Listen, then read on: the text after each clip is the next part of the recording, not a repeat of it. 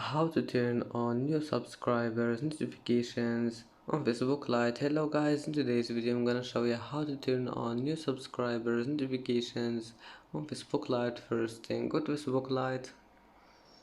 Here you will find these three lines in the top corner. Click on it and then just scroll down until you find pages, and now just click select your page, and then click this settings icon in the top corner, and then just click this one, notifications. And on Facebook you will find this one here, just click on it if you want to turn it.